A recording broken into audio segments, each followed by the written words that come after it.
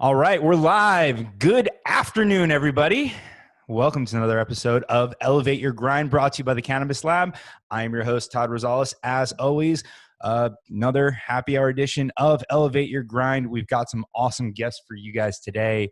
Luckily, I figured out how to get them off the screen. You might be able to see them in the top right-hand corner, but an excellent company. I'm really excited to get into their story. It's not often that we have two guests on the show, so we can see how well I can handle two people being, teamed up on here.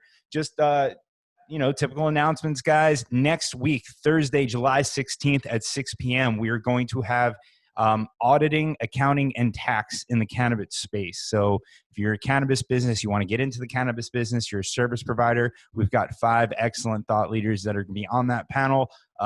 Your host clumsily forgot to write them down their names, so I'm not even going to struggle to remember it because I will butcher everybody's names and then they won't show up to the panel next week. So I've gone over the podcast a bunch of times. The one I really want to point out, next Thursday at 4 p.m. Eastern on July 16th is the same day as our panel, is the 50th episode of Elevate Your Grind. We're going to welcome ex-NFL athlete, cannabis advocate, co-host of the Hot Boxing podcast with Mike Tyson, host of the Ebb and Flow podcast, Evan Britton. I'm super excited about that one, ladies and gentlemen. That's going to be my birthday. Maybe we'll have a drink. Maybe we'll do something else. We're going to have some fun. Please join us live, facebook.com/Cannabusiness Group. If you want to check out the panel later that night, should be a great way to lead into it.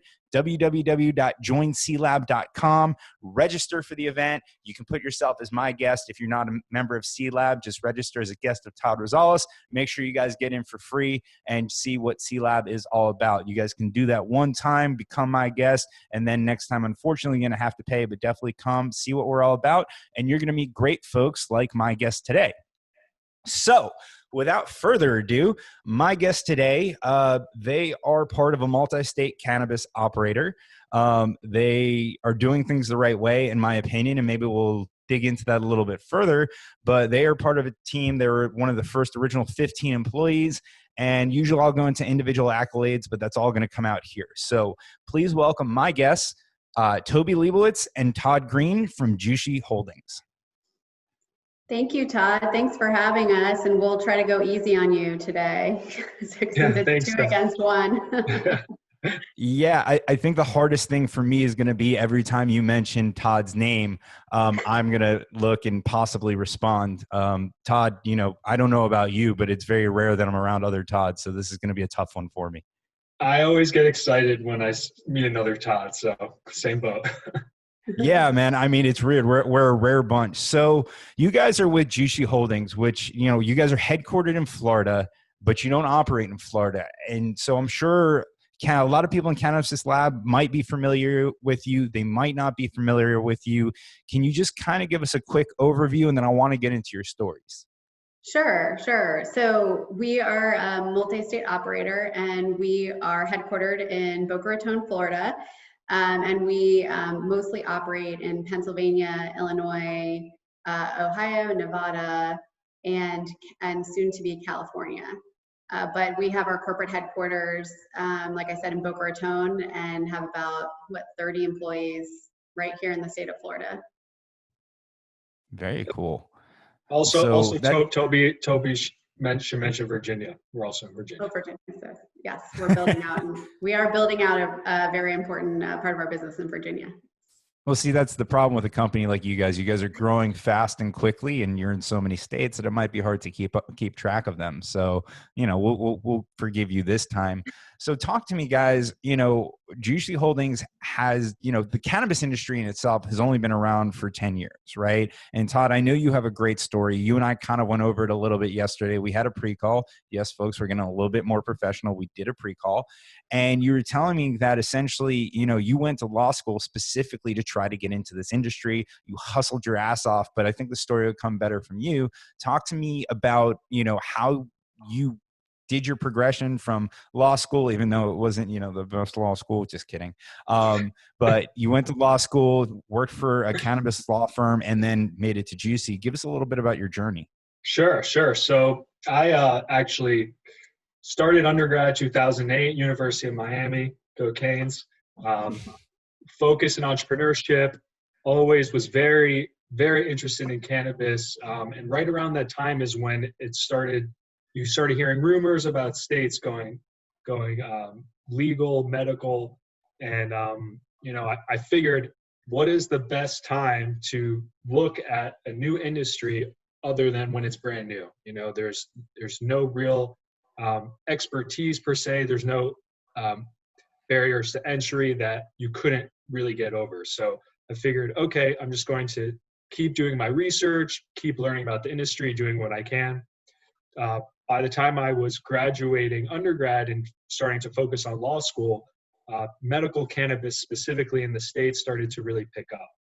So I figured, okay, keep doing, self-study, keep figuring it out, keep pushing through. And then towards the end of law school, I started looking for law firms that were specifically focused and tailored to cannabis practice. Greenspoon Marder was one of them. And I pushed to make sure that I would get into that firm anyway.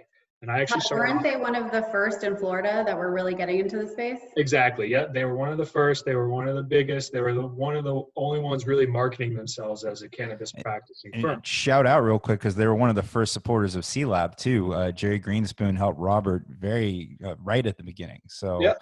We're all friendly with them here. Yeah, Jerry, Matt, all those guys. Matt was my old boss. So I first got in, I was actually doing complex litigation and was just reaching out to Matt regularly about speaking engagements he was doing, presentations, what have you, just trying to help him out over and over. And eventually he brought me onto his side, and I soon jumped into the Florida regulatory cannabis market and tried to become as quick of an expert in cannabis, specifically in Florida, because we were helping out with a lot of potential applications and doing deals in other states. So I was getting some feelers and some skills in those other states, and was just pushing really, really hard at that. Long story short, I see a job posting at Jushi. Didn't know too much about them, but I always wanted to go in-house counsel to a cannabis company. So I pushed forward with that. 4-6 months later, get a call with an offer, and blink of an eye, that's pretty much it. Cannabis has always been a very large passion to me. The fact that, like I mentioned earlier, the fact that it is such a new space, the fact that you can become an expert very quickly, and that I was able to leverage that was a reason why I really wanted to join in the industry. Very cool. So you always had the dream of being in-house counsel for a cannabis company. So you always had the dream of being like, no, you can't do it that way. We got to do it this way. I can see where this is going. And of course I joke. Tobi, we did not do a pre-call, so I'm not as professional as I claim to be. That's okay.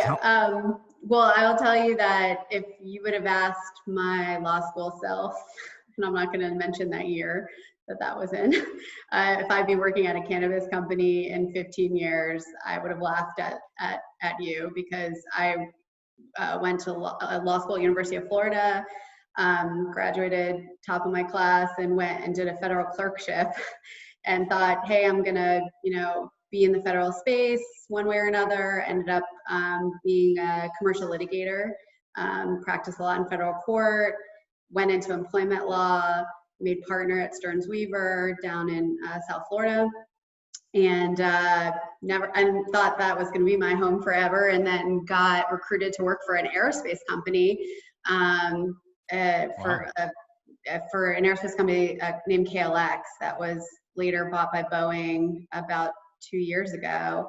And I mean, it was like we had a hardcore drug policy. Like, if you said you smoked and you admitted it, like you were out the door. So very different culture, very different career path. I ended up getting interested in this once kind of the state started opening up. Basically while I was already in house. I got really interested in it and started, doing a lot of research into it and seeing what was out there, but I kind of just kept it on the back burner. And a friend of mine is one of the co-founders of Jushi, and he kind of sparked my interest even more because I had found out that he had started this company, and I kept like every time we would hang out, I'd be like, tell me more, like what's going on in this space, like, and I'm so interested from a legal perspective, like how is this able to happen when the federal law says something else, and how do you get comfortable with this? And I was just like drilling him all the time.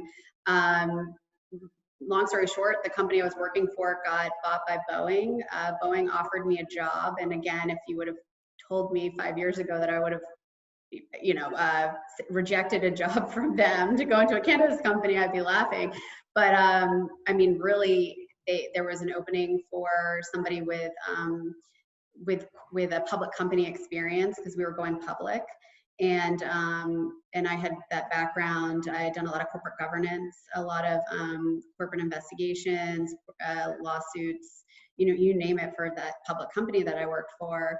And it was my friend John, who started the company. I was looking for, someone to do that. And I was like, hey, to have the opportunity to go in and do something that I'd be able to like help start a company, go public, and I'm interested in the subject matter too, would be amazing. And I had to get over a little bit about the contrast between federal illegality and state, legalization. And it's funny, now I've been here for 1.5 years and I don't think twice about it. And I just can't wait for the day that everything becomes federally legal, because it's just so silly that it's not.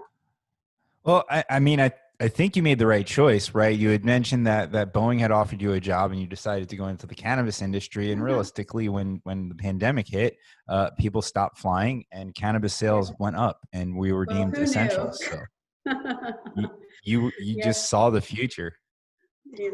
But it's been really great. I mean, we went from, like, I was employee 15, Todd must have been employee 11 or 12. I mean, yeah, we had that argument yesterday. You guys both claim to be employee 15. Have we gotten to the bottom of this? I was 15. But just talk about what Tobi was saying. If you think about it, Tobi and I started end of October, early November of 2019, and that was when we were at 15 people. Now, 1.5 years, almost 2 years, not even, we're at close to 250 people. So just a company alone, the space, everything's growing really, really fast, and you need good legal counsel in order to protect your company and everybody in it. So yeah, there's definitely not a dull moment. Every day there's a different question that sometimes I know the answer to, but most of the time, I have to figure it out, because I don't think anyone knows the real answer to it, which is really cool and makes the job really interesting and fun to do.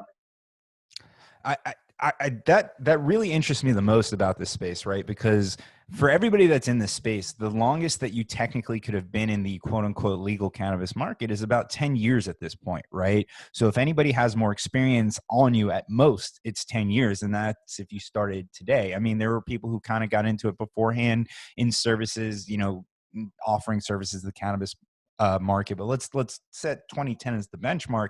So you guys did this.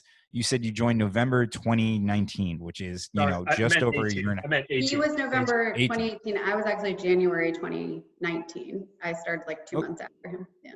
So about 2.5 years ago, which is not a long time ago. And like you said, you went from 10, 15 employees to 250 or multiple states. What's that like, taking a small cannabis company and going from one state to another state to another state and really growing this when basically in every state, the rules have just been written. They're not tested out. They're not tried and true. There aren't many other cases or anything else that you can reference. Now, I'm not a lawyer, but I've seen a lot of legal movies, and I know that there's law libraries and former cases and similar things that you guys compare it to, and all this other stuff that you base things on, but there's no one who really has done too much of what you guys have done before. And if there is, there's not a lot of it. Where would you say a lot of your time is focused in your job while you're growing this company, both of you? Yeah, so I think, first of all, I was the third attorney. There was already an attorney, Matt Leith, who's my co-head of legal. And he was the general counsel of a cannabis company in Colorado before he came over. So he has this unique experience being one of those attorneys that had the 10 years, or I guess he was there for like 5 or 6 years of experience in the cannabis context, and in the state of Colorado, where they had already done all the stuff that everybody else was now trying to do, right? So Colorado had gone, medical 10 years ago, and then they went rec 2 years ago, and they had already gone through all the growing pains and saw what worked and didn't work, and he was along for that ride. So we're just completely blessed to have him on our team, because I think he takes a lot of that experience and lends it to what other states are doing. Now, all the states are different, so some of them have chosen to go other directions and not gone the same way as Colorado, and Pennsylvania does things that are different than Virginia, and Virginia does things that are different than Illinois. So you have to really stay on top of the regulations that are out there on the state level. And then when something is on gray, it's not, there's no real answer, because the regulations are written by, legislature and, and some people, some lawyers too, but they're not perfect, right? So when there's a gray area that we don't know what to do, we try to take support from other states that have gone through that issue and kind of figure out a solution. But there's risk there, because, one state might not agree to what another state did. And I think in the end of the day, a lot of it comes down to common sense and being practical. So if we really can't figure out based on precedent, what other states have done, or we have lobbyists that we work with, and government affairs people in the various states that can tell us what other companies are doing. But if we can't get that answer, I think 9 times out of 10, the answer is, do what makes most sense. Go with your gut, and that's kind of what you have to do, and hope that it's the right answer in the end.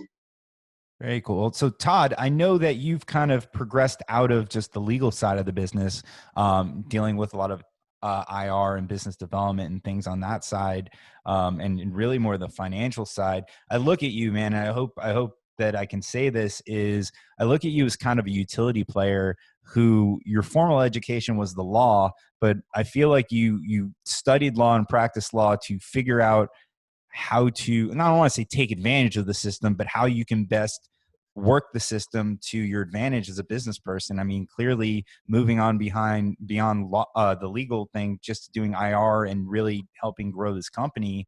Tell us a little bit about that. Were you the main general counsel when you first started, and how did you progress into this new role? Sure. So I was number 2 counsel, associate corporate counsel. Matt Leith was the head guy, and just helped with a bunch of the original deals and placements, private placements, and RTO.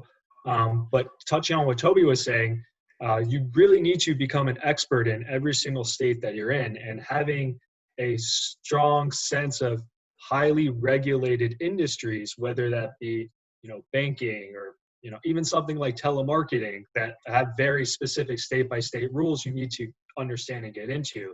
And that helped us kind of develop this portfolio and add on assets. So while I was learning those skills, while doing these deals and helping with raises, I started figuring out, okay, I could do this financing stuff as well, and help do some of the capital raising.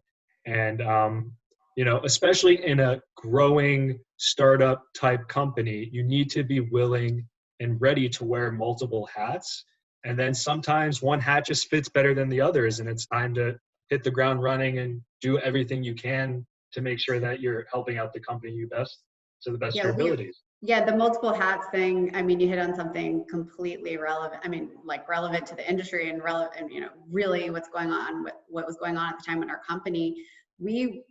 Our legal department, and at the time it was you, me, and Matt, we were running the raises. I mean, we had business people running the raises, but we were doing all the paperwork. We were making sure we were following all the laws. I mean, we were doing a lot of stuff that a traditional investor relations team would be doing. We were working with people who had those skills, but we were doing all the groundwork. And Todd was really excelling at that, and was kind of the boundary, I'm sitting here like, okay, the legal boundary is here, stay here. And Todd is like, wait, but I kind of want to bust out over here because like, I'm really good at talking to investors. I'm really good at like telling people about our company. And he really is like, I mean, that's so it made a lot of sense to, have him move into a pure IR role, because he was doing it anyways. He was enjoying it. He was doing it great. And for me, it's like, great because I have somebody who's got a legal eye, sitting in IR that, if something comes up, like he's really good at like issue spotting, being like, hey, is this a legal issue? And then he gives it to me so he doesn't have to work on it anymore. I like that pass off. Yeah, but it's been like a really great transition, I think, for him and for, all of us. And just touching on what Toby was just saying, and this goes for anybody interested in going in trying to work in the cannabis space. Obviously, if you have a very specific skill that you can hone in on and become the expert in that, companies are going to look for you. But if you are just trying to get into the cannabis industry generally, sometimes taking the first job you can get is the best because you get your foot in the door, and then you're able to show, hey, I can also excel in these areas or do this type of work. And, if the company's small enough or the company needs you to do that, you'll get your opportunity to shine. Yeah, I absolutely right. Definitely agree with that. Or sometimes you buy a webcam and a microphone and you start a little BS web show, but we all take our own paths, right?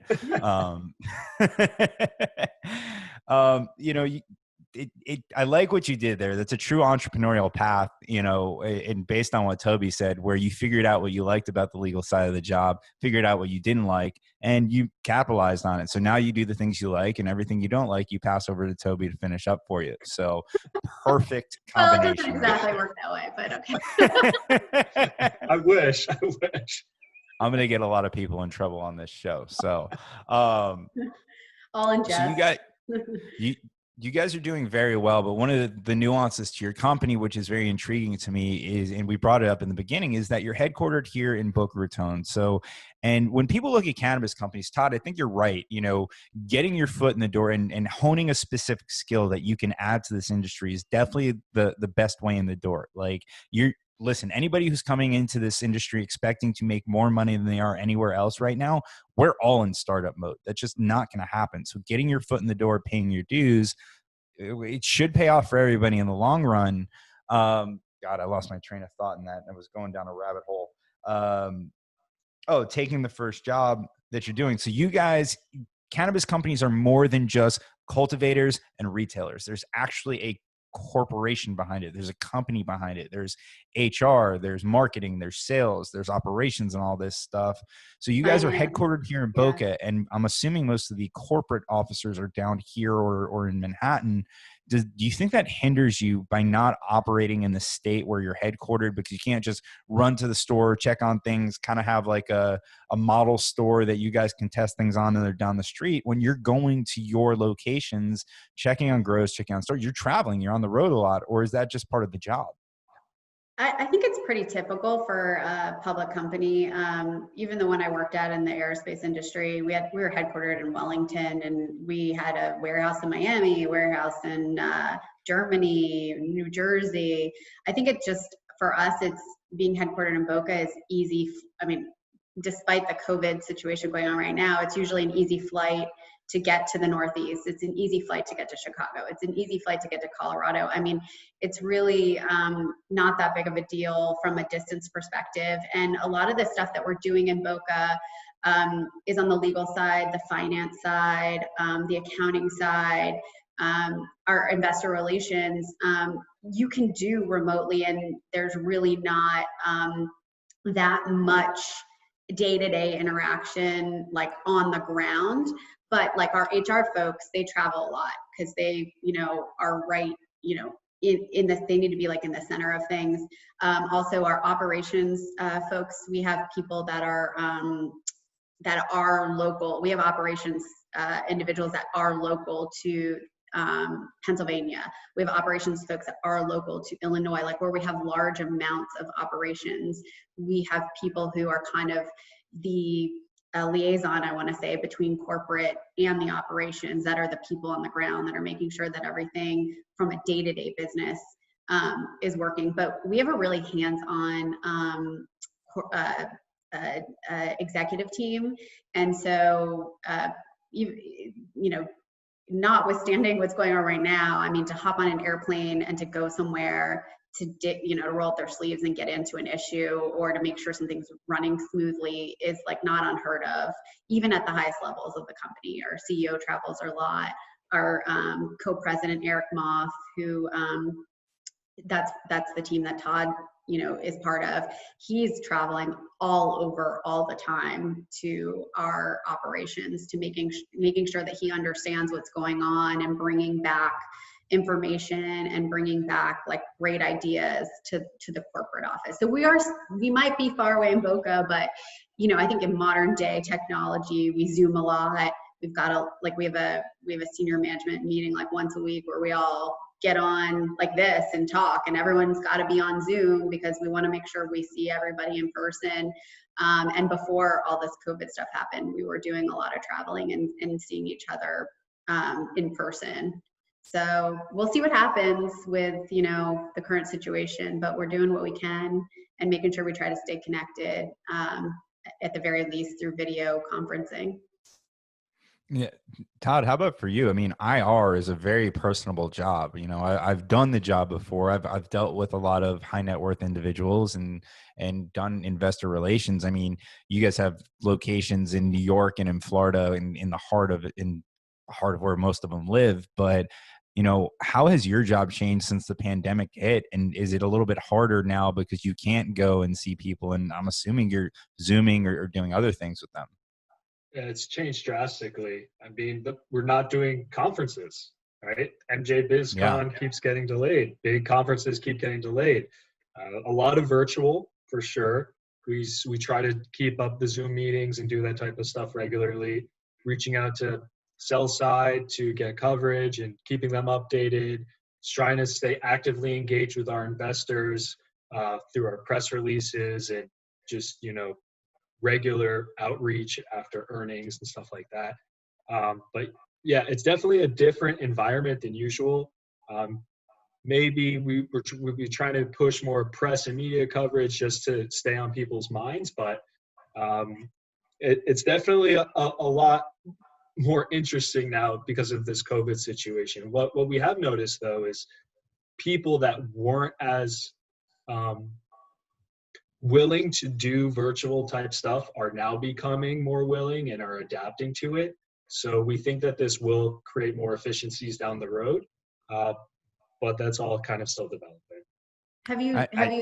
Have you noticed that like people in general like are reaching out to you guys more because you might be more accessible virtually than just on the road shows if they happen to not gone to that road show? Or just curious. Yeah, people are more willing to do things virtually, more accessible, more and more. But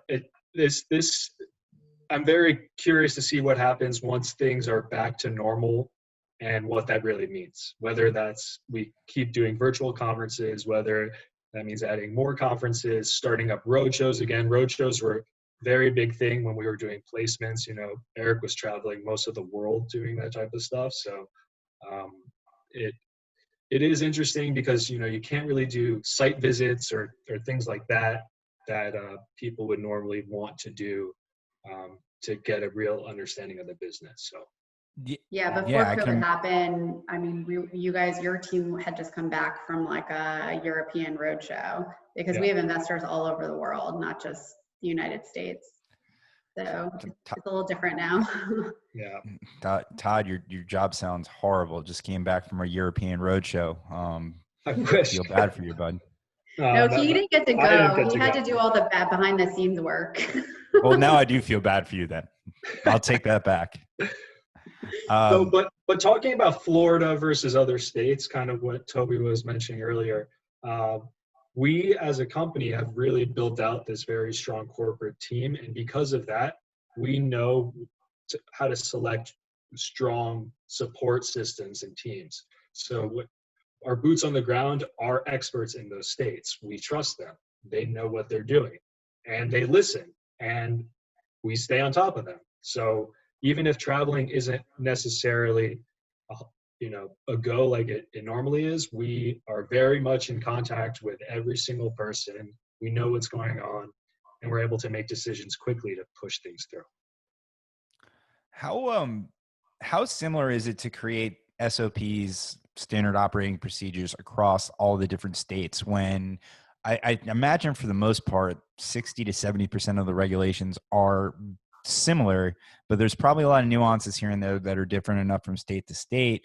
Is there like a core operating procedure manual or something that you guys have when you go into a new state that kind of has like at least most of it, and then you fill in the blanks depending on that state? Or is it just kind of, you got to focus on one state at a time individually?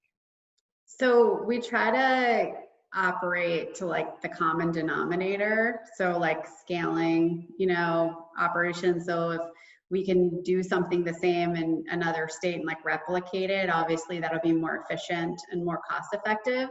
So we kind of try to figure out, okay, unfortunately on the SOP, specific to the SOP questions, we have different SOPs for every state, and you just have to look at them state by state. But kind of expanding your question a little bit more, we have experts that we've hired that have been in the cannabis industry for years that are experts at cultivating, and we try to replicate within the confines of that state's rules. We try to replicate the processes that have been really successful, and do that again. And same with like retail operations. If there's things that we try to keep it similar, and retail is pretty similar in the state. If you're talking medical to medical, there's different obviously rules about prescriptions and what you can carry and not carry. But as far as like your everyday like person that's working in Pennsylvania or Illinois, it's a pretty similar, the customer facing job is pretty similar. So we try to have similar HR rules that apply. I guess the point is, wherever we can find similarities, we try to make that be the policy company wide.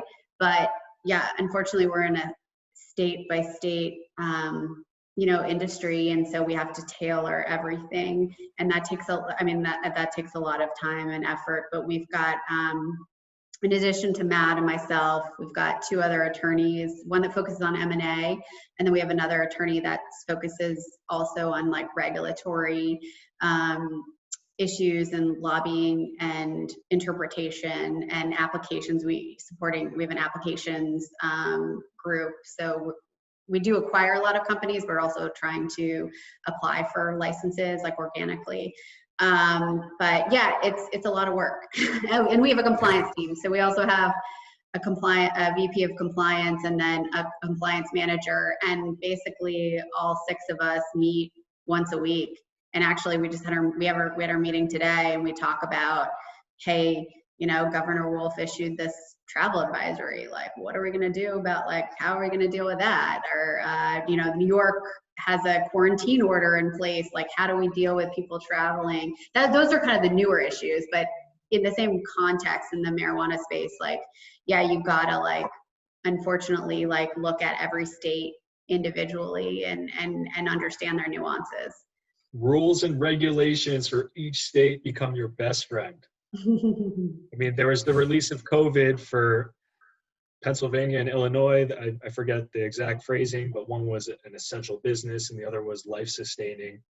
But because when those came out, they provided new rules and regulations. So that helped with our retails and how our retail stores and medical and adult use stores to figure out how we can actually sell, whether that's curbside or pickup windows that weren't allowed before.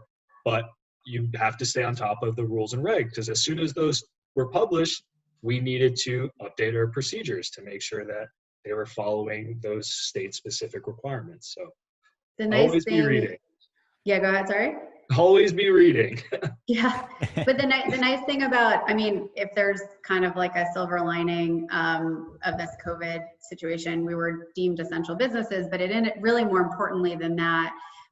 It really created like an open dialogue between our company and the regulatory officials, because they really wanted to understand, hey, the governor said you guys need to stay open in Pennsylvania. You guys need to stay open in Illinois, and our governor in Florida, the same thing. I'm sure the same thing happened in Florida. Like, hey, businesses, like, how can we, we want to now have these like interim rules to like create more safety protocols, since you have to stay open, like help us figure out what makes sense. And so there was like a lot of communicating back and forth, which was like not really something that had happened before. And in fact, a lot of the MSOs, including Jushi, got on weekly calls together to talk about, hey, Pennsylvania is doing X. Or there was a call that used to happen once a week with, I want to say there were like 15 or 20 MSOs on it. And that's really cool. Each person was assigned, it was awesome. And each person was assigned a state and basically had the responsibility of reporting in what was going on in the state. And then when there were things that were happening that we liked or didn't like as a group, because it affected, certain states affected certain groups of these people, we would put together like a petition and all go to the regulator together and say, hey, what you're doing doesn't make sense. Instead of doing, delivery like this, it should, with only these designated people being able to deliver, we should do it like that. I mean, I'm just, there were dozens of different examples like that, but it was, we still have the call. I think it's kind of lobbed off a little bit because the rules are in place, but it was really, really cool that the cannabis industry came together and really kind of worked together to figure out what we would be doing while we were deemed essential, but trying to also hearing that makes me extremely happy. I got to tell you, I have this, not even a theory, my belief for our industry. And we've seen it. We've seen the people who have come out early, they came out strong, and unfortunately they may or may not make it, right? Our industry isn't a given yet. We're not federally legal. Companies are still trying to quote unquote make it. And to hear that there were 20 multi-state operators who are on paper competitors on a weekly conference call to say, hey, how do we help each other? How do we figure this out? How do we figure out the regulations? What can we do? Just really blows my mind. And I think personally, that is what our industry is all about. Prior to COVID, and just to kind of take me off on a tangent here, how often do you guys interact with your MSO counterparts outside of, seeing them at conferences and things like that? Because we're not going to be doing that for a little bit. You could probably take that one, Todd. So it's a small space. Everybody knows everybody. There's a lot of shoulder bumping, so there's regular interactions. Very cool. We just announced that, and not to get into like business, but we're just signed an agreement to acquire from a competitor one of their cultivation and manufacturing facilities in Pennsylvania.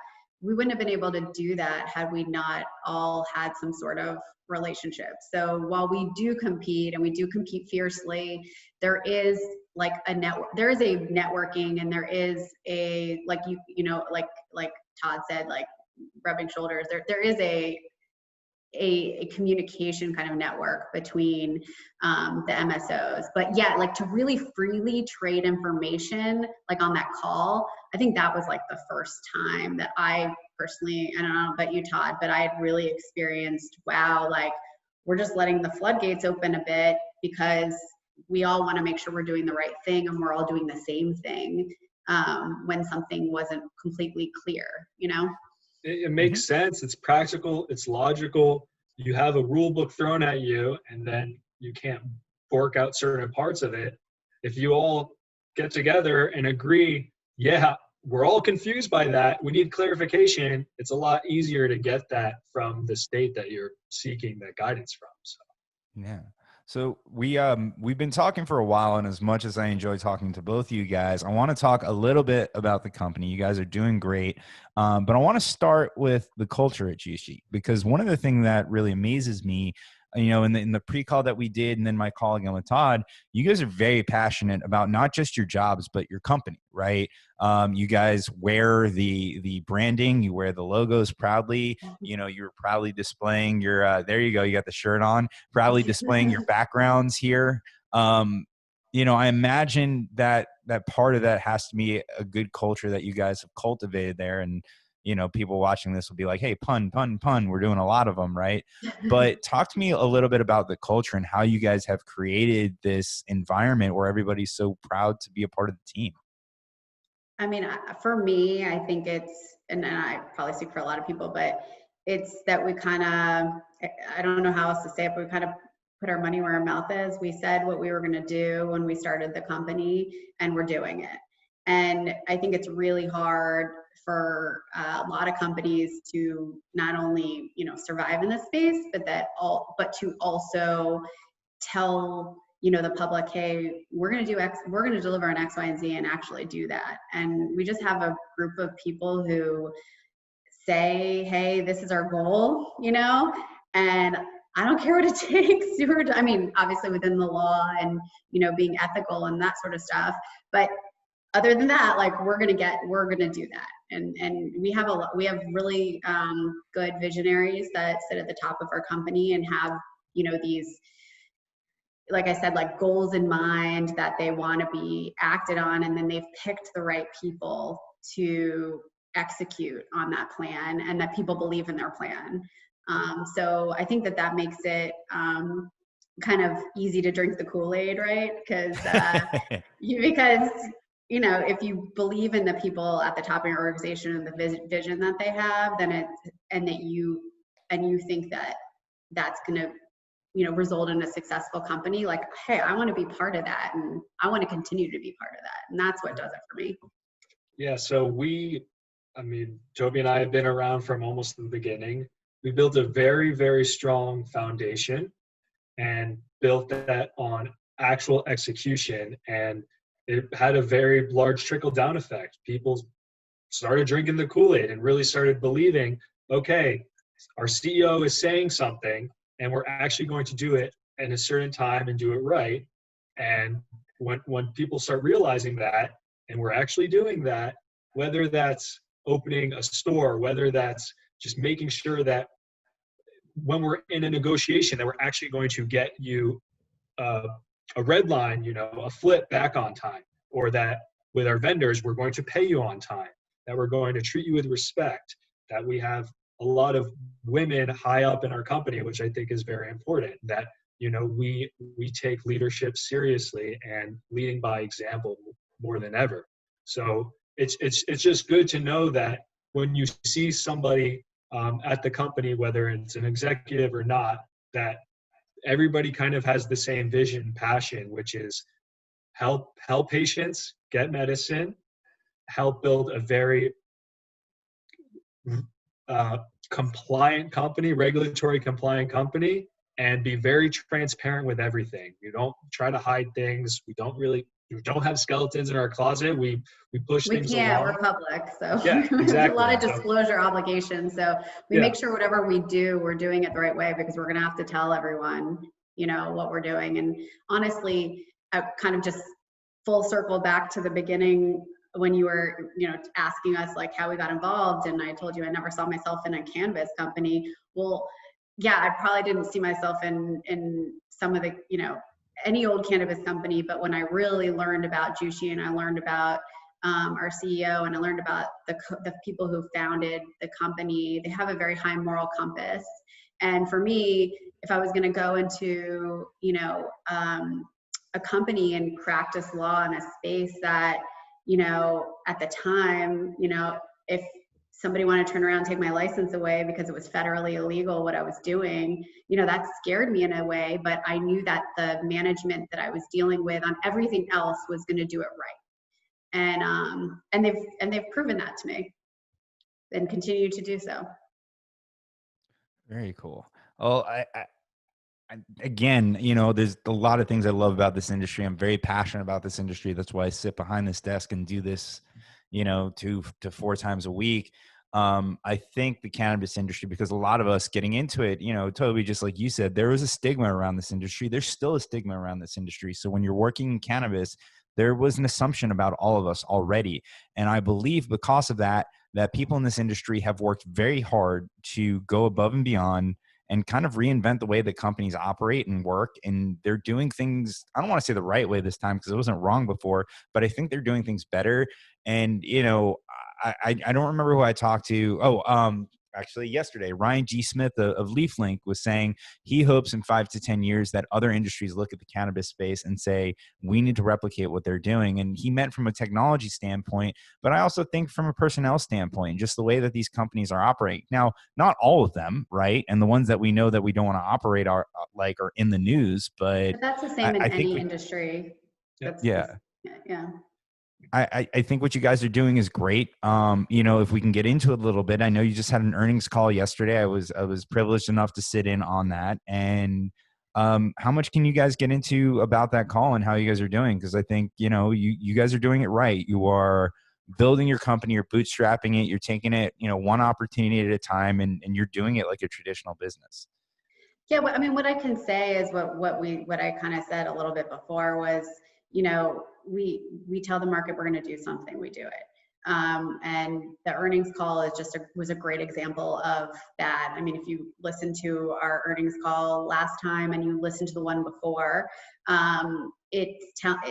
Jim's telling everybody what the outlook is and what he believes is, going to happen, but also what our company within those, within the industry, within, what's going on in the market, within, as recently as COVID, what we should still be able to do. And, and we're making good on what we're telling people. So I think from that perspective, I mean, not to be, cheeky and not get into things in too much detail, but I think, I think the most important thing is that we're following through.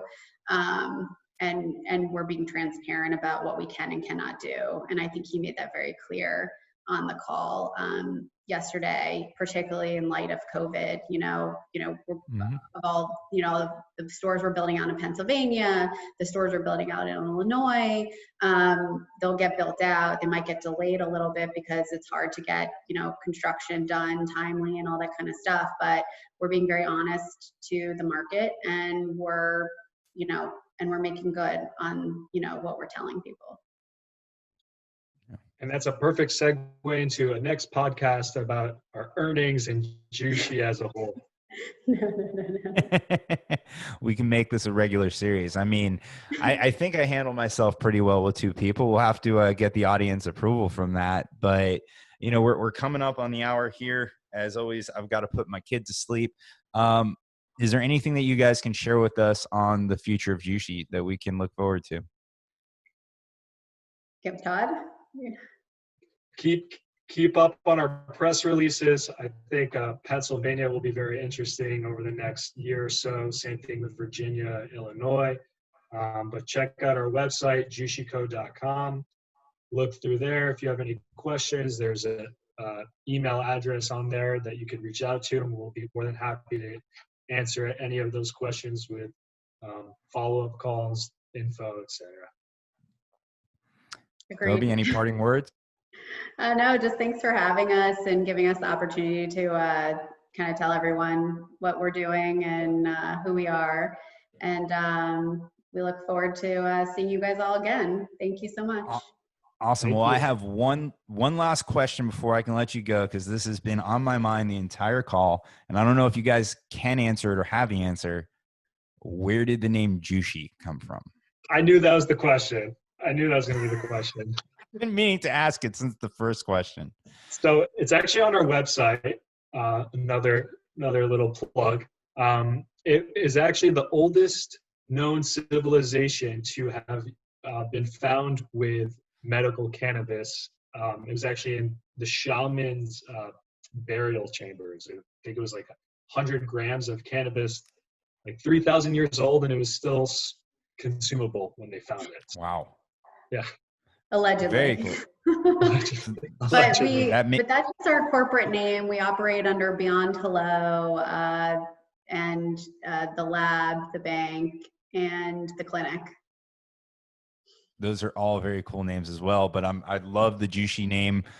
Thank you guys both for being on the show. Todd, you knew what I was going to ask because of that Todd connection right there. We had There that. you go. Both of you, thank you so much. I look forward to having you guys back on, talking more about what you're doing, and hopefully when things get back to normal, we can have you at a few C-Lab events and introduce you to everybody else. But thank you guys, and thank you again, everybody at home. This has been another episode of Elevate Your Grind. As always, I am Todd Rosales. If you like this video, please go to YouTube, youtube.com, search for Elevate Your Grind, go and subscribe. Hit that subscribe button. That's more important than watching the video. If you guys want us to keep going, you've got to subscribe. Look out for this episode. We're going to put it on Apple and Stitcher and everything else and YouTube in about 2 weeks. We'll make an announcement and let you guys know. It's been an awesome episode. This has been another Elevate Your Grind, and we're out. All right, we're done.